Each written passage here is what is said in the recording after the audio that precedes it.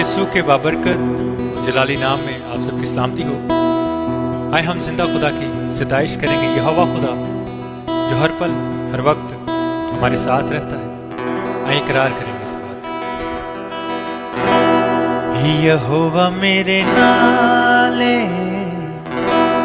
ओ बड़ा बेमिसाल कहेंगे। यहोवा मेरे नाले ओ बड़ा बेमिसाल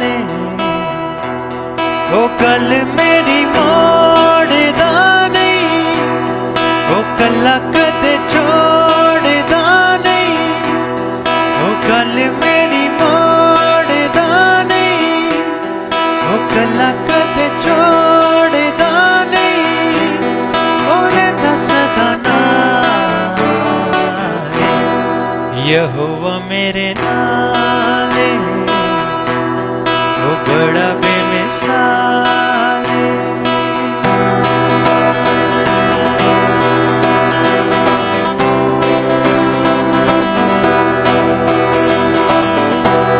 यहोवा मेरे नाले ओ बड़ा बेमिसाल, यहोवा मेरे नाले ओ बड़ा बेमिसाल, ओ कल मेरी मोड़दा नहीं, ओ कला कदे छोड़दा नहीं, ओ कल मेरी मोड़दा नहीं, ओ कला कदे छोड़दा नहीं, और दसदा नाल यहोवा मेरे नाले ओ बड़ा बेमिसाल।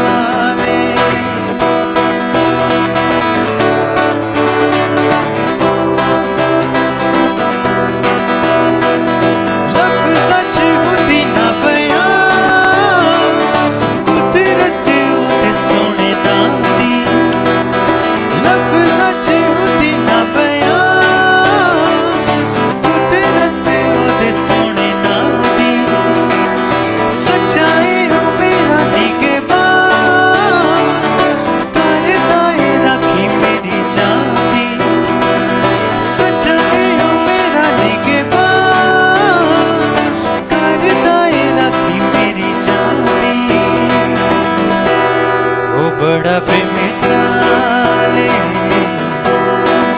उदाई कमाल, ओ बड़ा बेमिसाल उदाई कमाल, ओ गल मेरी मोड़दा नहीं, ओ कला कदे छोड़दा नहीं, ओ गल मेरी मोड़दा नहीं, कला कदे छोड़दा नहीं, और दसदा नाल यहोवा मेरे नाले ओ बड़ा बेमिसाल।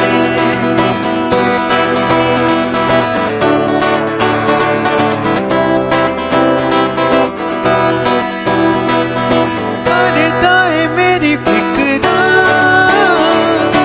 कभी किसी शय ना रहती है, करदा है मेरी फिक्रा कद दी लोड़ ना पैती है, करदा है मेरी फिक्रा कद दी लोड़ ना पैती है, हथ जदों ना बददा कभी किसी शय ना रहती है, ये उसदा कमाल ओ बड़ा बेमिसाल, ये उसदा कमाल ओ बड़ा बेमिसाल, ओ गल मेरी मोड़दा नहीं, ओ कला कदे छोड़दा नहीं, और दसदा नाल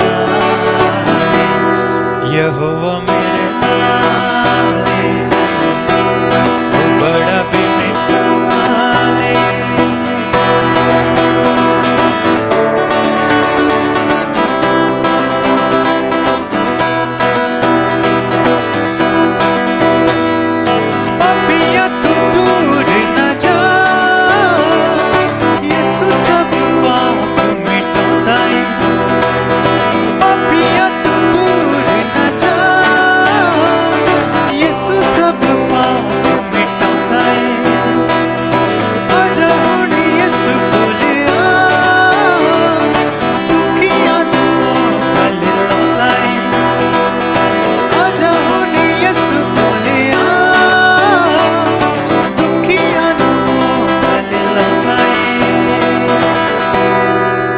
आखे तमावे ते दे दिती जाने ते आखे तमावे ते दे दिती जाने ओ गल मेरी मोड़दा नहीं ओ गल्लां कदे छोड़दा नहीं ओ गल मेरी मोड़दा नहीं ओ गल्लां कदे छोड़दा नहीं ओ रहिंदा सदा नाल यहोवा मेरे नाल ओ बड़ा बेमिसाल यहोवा मेरे नाल ओ बड़ा बेमिसाल हालेलुया यहोवा मेरे नाल ओ बड़ा बेमिसाल ओ गल मेरी मोड़ता नहीं हालेलुया यहोवा खुदा जितनों का ईमान यीशु नासरी पे है यहोवा उनकी फिक्र करता है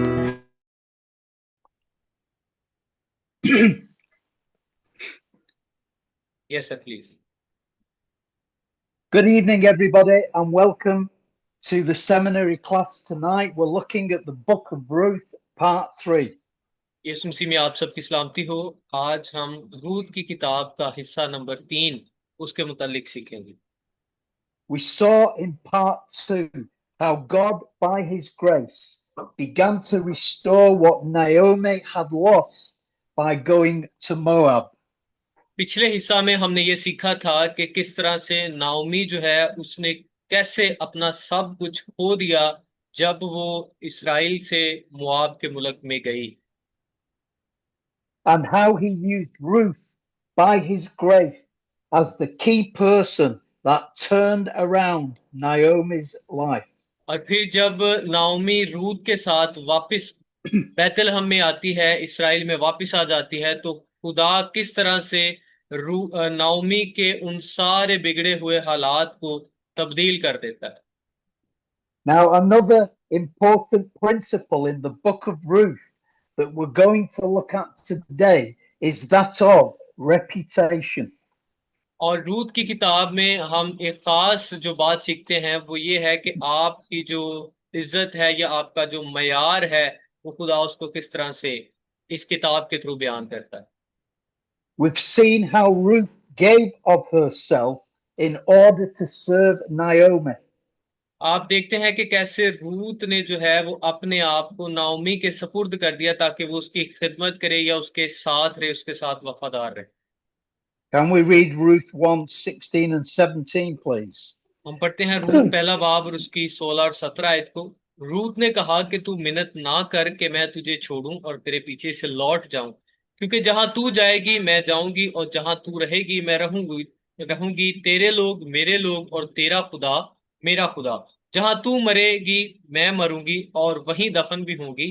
खुदावंद मुझसे ऐसा ही बल्कि इससे भी ज्यादा करे अगर मौत के सिवा कोई चीज मुझको तुझसे जुदा करे। आमीन। Hence, when Ruth returned with Naomi to Bethlehem, the women of Bethlehem heard what Ruth had done for Naomi and began to gossip about it all over Bethlehem.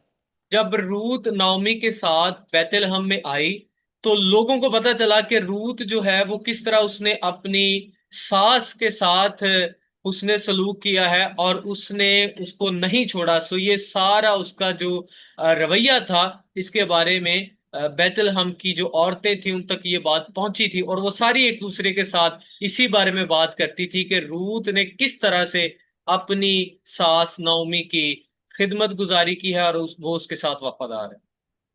So that by the time Ruth had ended up in the field belonging to Boaz, Boaz had heard the news about Ruth's sacrifice towards Naomi, and it was this news that caused Boaz to bless Ruth.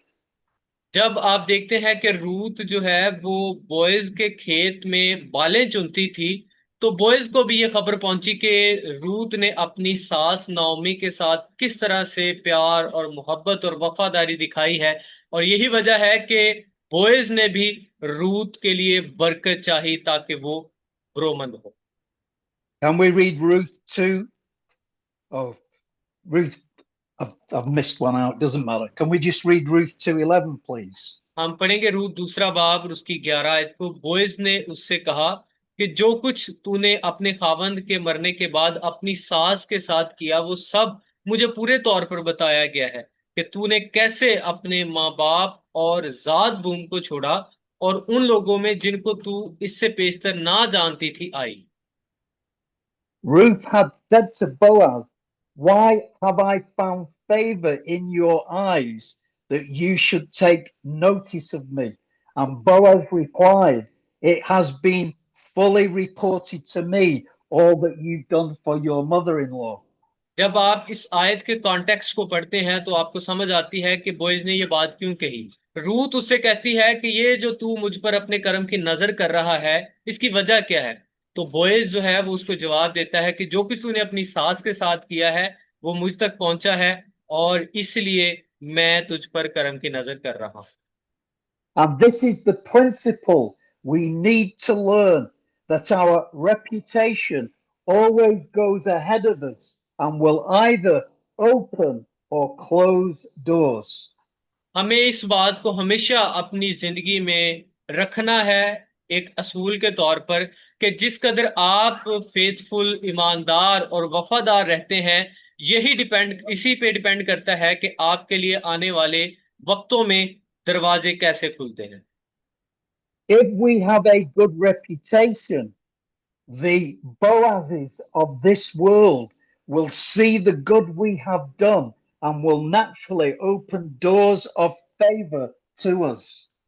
अगर हम भी वफादार रहते हैं, हम खुदावंद के वादों में मजबूत रहते हैं तो खुदा हमारे लिए बहुत सारे ऐसे दरवाजे मुख्तलिफ ऐसे लोगों के जरिए खोल सकता है जो हमारे लिए बोएज की तरह काम करें। Whereas if we have a bad reputation, the news of our reputation will go ahead of us and people will close doors of favor upon us. और अगर हमारा जो रवैया है या हमारी जो मुआशरे में इज्जत है वो आप उसको कहें कि वो इस तरह से नहीं है कि लोग आपको देखें और आपके लिए बरकत चाहे, बल्कि वो आपको जब देखें तो दरवाजे बंद करना शुरू कर दे, तो इसका मतलब है कि आपको अपने आप पर गौर करना है ताकि आप खुद को जो है वो वफादार, ईमानदार और फेथफुल साबित कर सके। We need to learn the lesson that news travels fast in this world. हमें इस बात को भी जानना है और समझना है कि कोई भी जो खबर है वो बहुत जल्दी लोगों तक पहुंच जाती है। There are men and women who make decisions that control and manipulate others, who tread on other people to promote themselves, and who wrongly use other people to get their own way. बहुत सारे ऐसे लोग हैं जो मुख्तलिफ लोगों को इस्तेमाल करते हैं ताकि वो लोगों को जो बेइज्जत कर सकें या फिर वो उनकी नेक नामी पर उनकी जो है वो हौसला अफजाई कर सकें। सो इस तरह से लोग क्या करते हैं, मुख्तलिफ लोगों को इस्तेमाल करते हैं, उनको यूज करते हैं, कंट्रोल करते हैं और फिर अपनी जो राय है या अपना रवैया है, अपने डिसीजन के मुताबिक उनको चलाने की कोशिश करते हैं।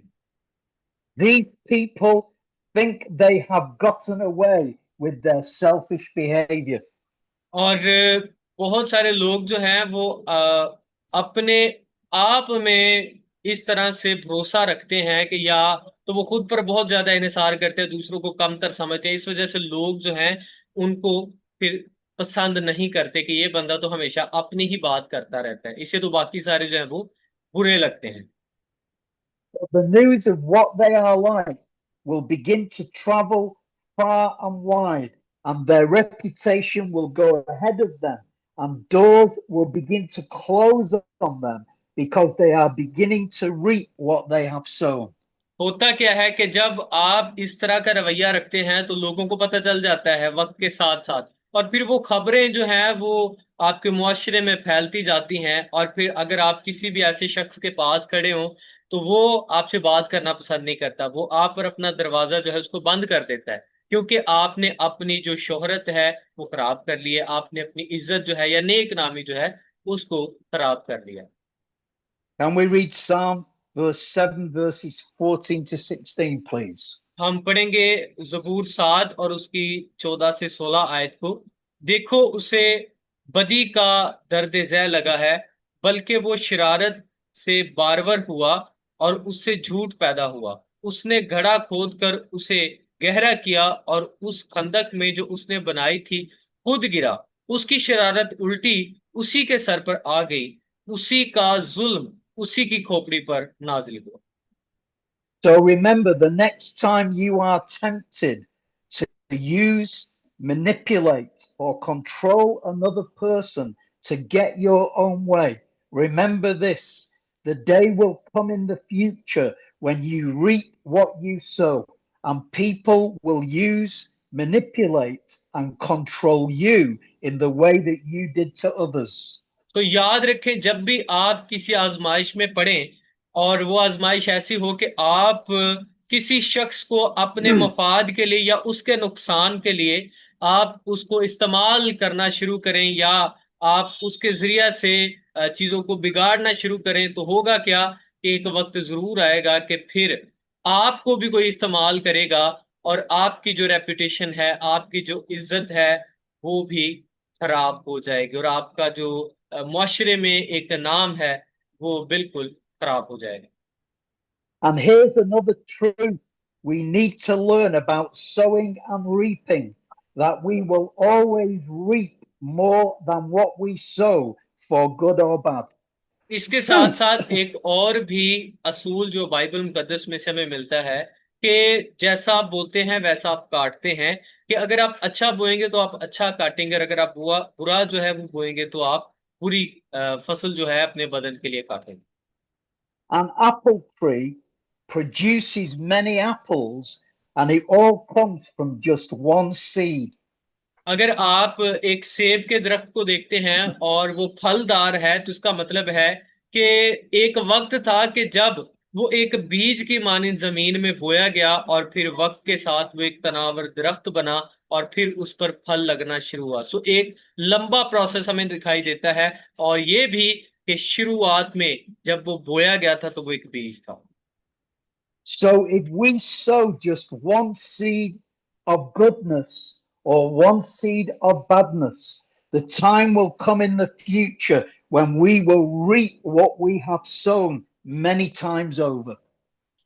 अगर हम एक बीज भलाई के तौर पर या बदी के तौर पर उसको बोते हैं तो एक वक्त आएगा कि वो एक तनावर दरख्त बन जाएगा और फिर हमें उसका फल जो है वो खाना पड़ेगा, यानी कि उसको काटना पड़ेगा अपने लिए। This is why favor with God and man comes at a cost. The cost is righteous behavior. इसीलिए जब भी आप कीमत की बात करते हैं कि आपके साथ खुदा का और लोगों के साथ जो रवैया है वो अच्छा हो या लोग आपके साथ अच्छे ताल्लुकात में बने, तो उसके लिए जरूरी होता है कि आपकी जिंदगी में रास्तबाजी जो है वो दिखाई दे। Let's look at what the Bible says about Jesus, who was still a young boy. If you can read that, please.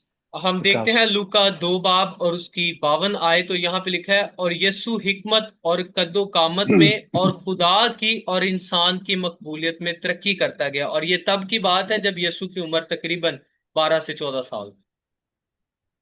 Favor with others is not something that comes from heaven, but is initiated by our own behavior.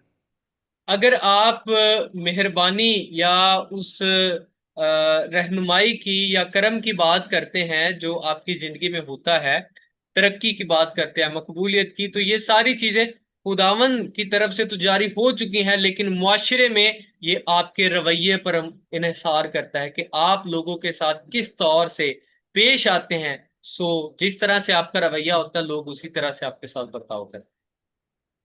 So let's now zoom in further at Naomi's response to loss and why she blamed God and why it had such a negative effect in her life.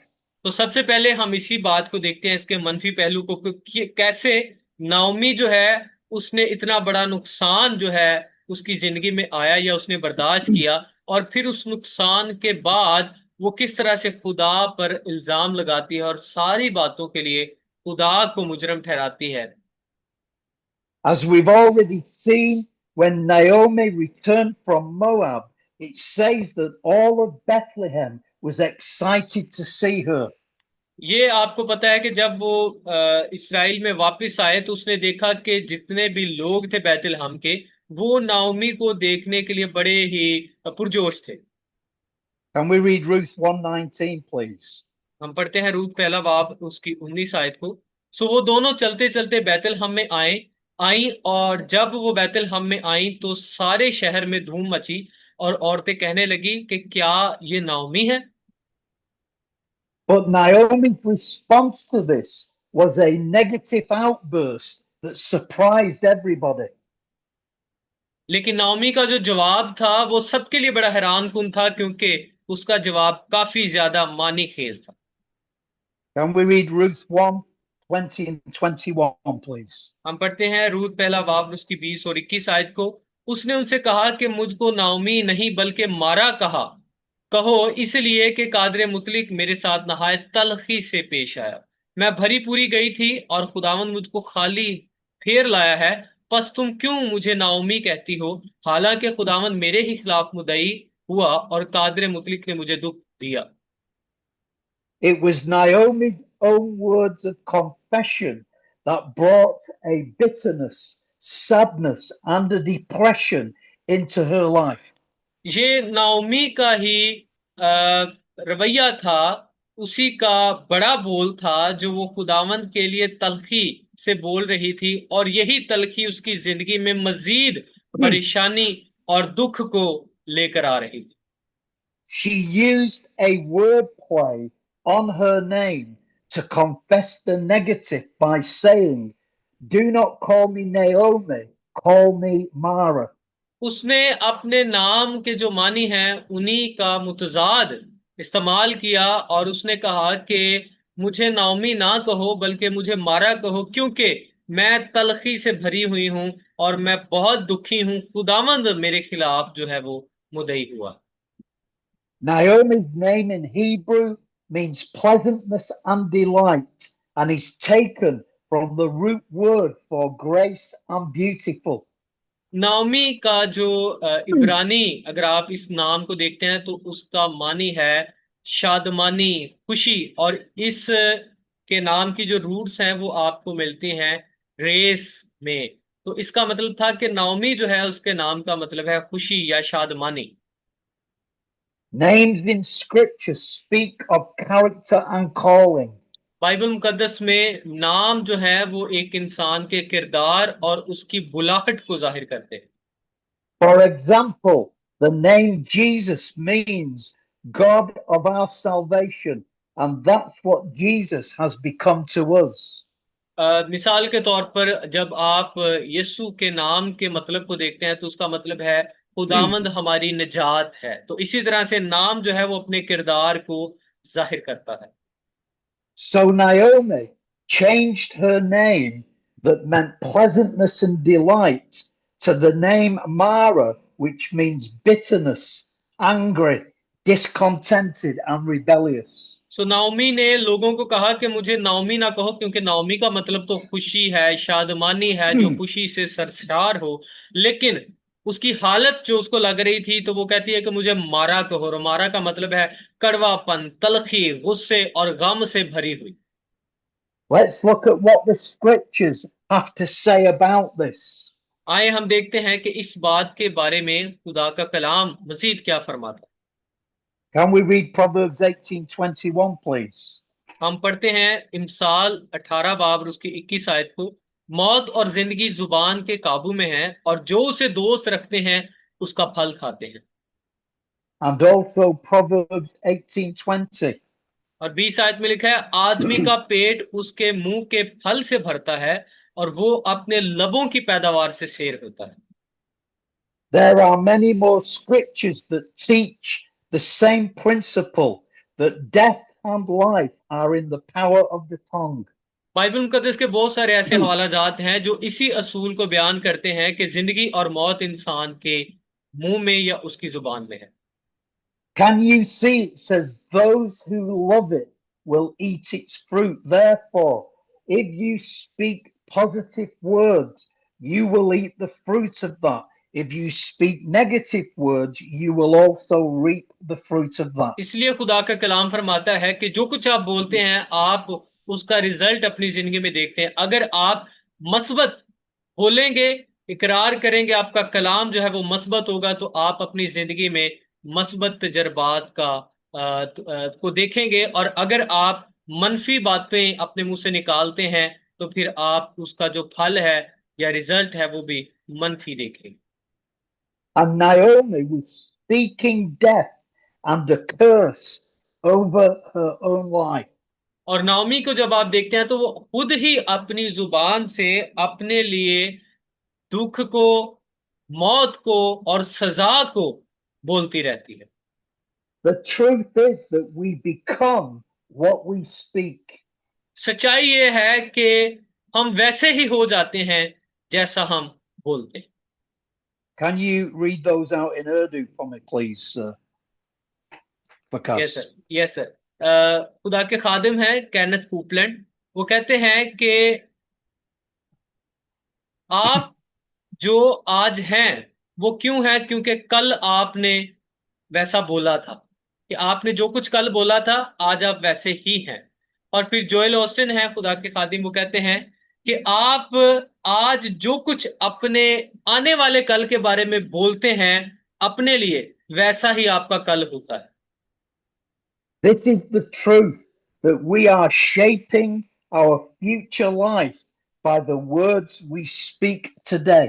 ये वो सच्चाइयां हैं कि जिनको अगर हम अपनी जिंदगी में देखते हैं कि हम जो आज अपने लिए बोल रहे हैं हमारा कल वैसा ही हो।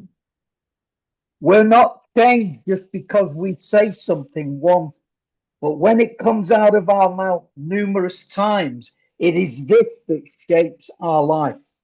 इसका मतलब ये नहीं कि आपने एक बार अगर कोई बात मुंह से निकाली है तो इसका मतलब है वो एक बार बात निकालने से आप वैसे ही हो जाएंगे। ऐसा हरगिज नहीं है, बल्कि आप एक बात को बार बार मुसलसल दोहराते रहते हैं तो फिर आपके लिए वो आने वाले वक्त में वैसा ही रिजल्ट प्रोड्यूस करती है। And Naomi had allowed her loss to breed bitterness because she spoke bitter words. नौमी की जिंदगी में आप इस कदर तलखी और कड़वाहट को इसीलिए देखते हैं क्योंकि उसने अपने आप को इस कड़वाहट को बोलने के लिए मजबूर कर रखा था। वो इस कड़वाहट से इसीलिए भरती जा रही थी क्योंकि वो इसका इकरार करती जा रही थी। Could you read that in Urdu, please, Vikas? Yes sir. यहाँ पर एक तस्वीर है आपके सामने और उन्होंने इस बात को समझाने की कोशिश की है इस मिसाल से कि जैसे एक बूंद जो है वो कड़वाहट की या तलखी की एक जगह पर गिरती है तो वो एक एक कतरा जब मिल जाते हैं तो वो एक तालाब बन जाता है कि वो तालाब जो कड़वाहट से भरा हुआ है। You know, all of us can become bitter when life throws negative circumstances our way. और हमारी जिंदगी जो है वो मुकम्मल तौर पर तलखी से भर जाती है जब हम मुसलसल अपनी जिंदगी में मनफी चीजों का इकरार करते रहते हैं। In the last few weeks, I've experienced a weakness in my feet and my legs that have made it difficult for me to walk. And I have two choices. I can either speak what I see or I can speak the word of God. कुछ अरसा पहले मेरे साथ ऐसा ही हुआ कि मैं अपनी टांगों की कमजोरी की वजह से चल नहीं पा रहा था। तो मेरे लिए दो ही ऑप्शंस थे, या तो मैं इस बात को कबूल करके बस इस पर अपने आप में जो है वो कड़वाहट से भर जाऊं या खुदा के बारे में बुरा भरा कहना शुरू कर दूं, या फिर मैं खुदा के वादों पर भरोसा करते हुए, इकरार करते हुए मस्बत तौर से अपनी जिंदगी में खुदा की कुदरत का तजुर्बा करूं। So my confession when I first get out of bed in the morning and throughout the day is I live in divine health, divine strength, divine energy, and divine edification.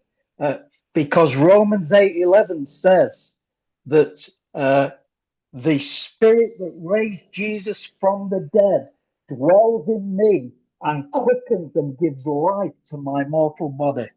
तो मैंने ये फैसला किया कि मैं खुदा के कलाम को अपनी जिंदगी में बोलूंगा और उसकी कुदरत के सबब से खुदा मेरे लिए अपने जलाल को जाहिर करेगा। और मैं हर सुबह उठकर खुदा के वादों का इकरार करता, अपने लिए खुदा के कलाम को बोलता कि मैं यीशु मसीह में तंदुरुस्ती के लिए बुलाया गया हूं, मैं बहाली के लिए बुलाया गया हूं, मैं मजबूती के लिए और तरक्की के लिए बुलाया गया हूं। सो इस तरह से मैंने खुदा के कलाम को अपने लिए कॉन्टिन्यूसली जो है वो बोलना शुरू किया और उस पर भरोसा रखा, क्योंकि खुदा के कलाम में लिखा है कि जिसने यीशु को रूह के वसीला से जिंदा किया, वही रूह जो है मेरे लिए भी काम करती है। I'm choosing to live by the word of God, not what natural circumstances tell me. मैंने खुदा के कलाम को मद्देनजर रखते हुए ऐसे बातों का चुनाव किया जो अगर आप नेचुरली देखें तो ऐसा नहीं लगता कि ऐसा करना चाहिए। कि मैं जी बीमार हूं, मैं पाँव अपने कदमों पर चल नहीं सकता और मैं कहूं कि मैं तंदुरुस्त हूं, मैं खुदावंद में तवाना हूं, तो ये बिल्कुल दुनियावी असूलों के मुतजाद था। लेकिन मैंने चुनाव किया कि मैं खुदा के कलाम का इकरार करूंगा, मस्बत इकरार करूंगा और खुदा के जलाल का तजुर्बा करूंगा। Smith Wigglesworth, who was a great man of God, made this statement: I am not moved by what I see. I am not moved by what I hear.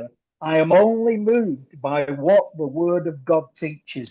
और खुदा के खादिम की बात कर रहे हैं कि एक मशहूर स्कॉलर हैं, वो कहते हैं कि मैं अपनी आंखों देखे कानों सुने पर नहीं चलता कि लोग क्या कहते हैं, मैं क्या देख रहा हूं, बल्कि मैं ईमान से चलता हूं। जैसा खुदा के कलाम में लिखा है कि हम आंखों देखे पर नहीं बल्कि ईमान से चलते हैं।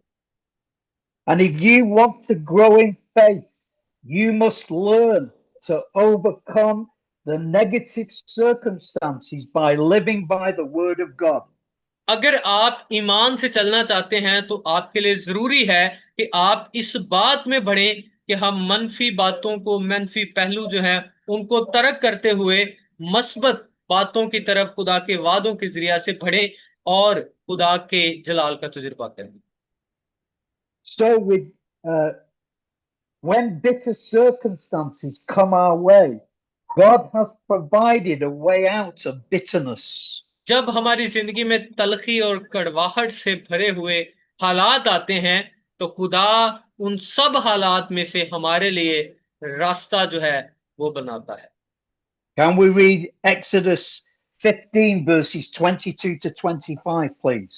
हम पढ़ेंगे खरूज 15 बाब और उसकी 22 से 25 आयत। फिर मूसा बनी इसराइल को बहरे कुलजम से आगे ले गया और वो शूर के बियाबान में आए और बियाबान में चलते हुए 3 दिन तक उनको कोई पानी का चश्मा ना मिला। और जब वो मारा में आए तो मारा का पानी पी ना सके क्योंकि वो कड़वा था, इसीलिए उस जगह का नाम मारा पड़ गया। तब वो लोग मूसा पर बुड़बुड़ाकर कहने लगे कि हम क्या पिएं। उसने खुदावन से फरियाद की। खुदावन ने उसे एक पेड़ दिखाया जिसे जब उसने पानी में डाला तो पानी मीठा हो गया। वहीं खुदावन ने उनके लिए आयन और शरीयत बनाई और वहीं ये कहकर उनकी आजमाइश की। This is a beautiful picture of how the power of the cross delivers us from bitterness. ये एक खूबसूरत तस्वीर है कि किस तरह से खुदावंद यीशु की सलीब हमारी जिंदगी के हर तरह के कड़वेपन और हर तरह की मुश्किल को आसान और जिंदगी को खुशगवार और मीठा बना देती है। This well that they had come across was called Mara, which in Hebrew means bitterness. It's the similar name Naomi gave to herself. And the waters had changed from sweet to bitter and were now undrinkable. यहाँ पर जो कुआं है जिस पर वो पहुंचे थे, तो उसका पानी जो था वो कड़वा था, और इसी वजह से उस जगह का नाम मारा पड़ा, क्योंकि उस जगह का जो पानी था वो कड़वा था। और लोग जो हैं वो प्यासे थे और खुदा पर गुड़गुड़ाने लगे। और इसीलिए जो नाओमी है वो भी जो तलखी से भरी हुई थी, तो उसने अपने आप को किसके साथ शबीह दी? उसी मारा की जगह के साथ, या उसी पानी के साथ जो इसराइली पी ना सके क्योंकि वो कड़वा था। And the tree in this story speaks of the cross. और यहाँ पर आपको जिस दरख्त या पेड़ का जिक्र मिलता है, तो ये पेड़ एक तस्वीर है यीशु की सलीब की। When Moses threw the tree into the water, it was changed from bitter to sweet.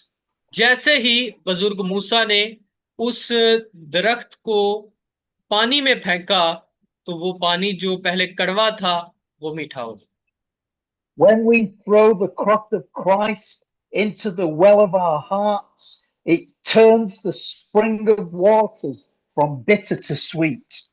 जब हम अपनी जिंदगी में देखते हैं कि हमारा दिल जो है वो कड़वाहट से भर गया है, तो हमें जरूरत होती है कि हम यीशु की सलीब की तरफ देखें, और जो कुछ उसने हमारे लिए किया है उसको अपने दिल के इस कुएं में लेकर आए, ताकि हमारी जिंदगी जो है वो खुदा की कुदरत से मामूर हो जाए। Israel had traveled 3 days into the wilderness from Egypt to Mara, and the number 3 in scripture speaks of resurrection life. जब आप देखते हैं तो यहाँ तक का जो सफर था बनी इसराइल ने तय किया वो 3 दिन का था। और 3 जो है वो आप बाइबल मुकद्दस में देखते हैं तो वो यीशु मसीह के जी उठने को भी जाहिर करता है। Jesus rose from the dead after 3 days, and you and I have that same resurrection life of Christ in our hearts. Sorry sir, please repeat the sentence. Yeah. Can you just tell me how long have I got left, please, Vikas? Yes, sir. Your time is about to finish. Okay, I'll, Yes, I'll finish with you have this. 2 minutes. Okay. Jesus rose from the dead after 3 days, and you and I have that same resurrection life of Christ in our hearts. यीशु मसीह मुर्दों में से तीसरे दिन जी उठा, और वो कुदरत जो यीशु के जी उठने में थी वही कुदरत मेरे और आपके लिए भी मैसर है। So we'll finish it there today, and thank you for listening to